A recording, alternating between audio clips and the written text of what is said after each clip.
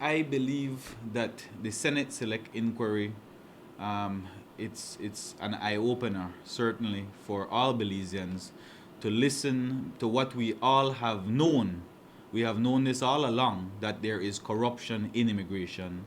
The Prime Minister has known this all along, but he has not taken any action. Even to this day, the Commissioner of Police refuses to turn over the Penner file to the DPP. And who has the Commissioner of Police there, Yaron? Your Prime Minister. So if you look at the ladder and the chain, if the Prime Minister is at the top and he is supporting and endorsing the actions of his Commissioner of Police, then by extension he is supporting Elvin Penner getting away with crimes. So the Prime Minister has a long track record. It's right there for all to see that he is not going to take any action.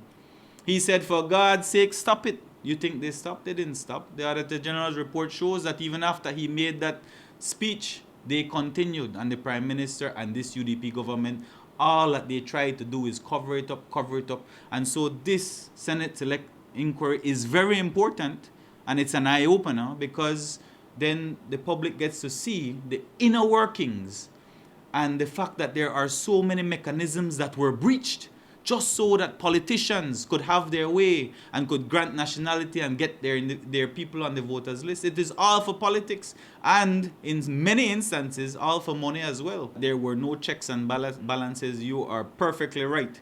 And it's always the case that they're going to try to throw junior officers and public officers under the bus. Always the case.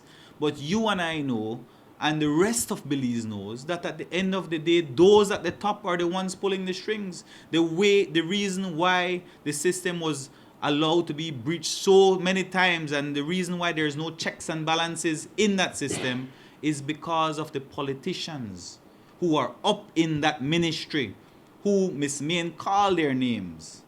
Those are the individuals who encourage this type of behavior, and that's why it has continued. And hopefully now, with this Senate Select Inquiry, they're going to put a stop to it. And I'm looking forward to, I'll be honest with you, I'm not very hopeful, because the government still controls the majority in terms of any recommendations coming out of there. But I'm hopeful that at the very least, we'll see some terminations and some ministers being stripped. I'm hoping for that.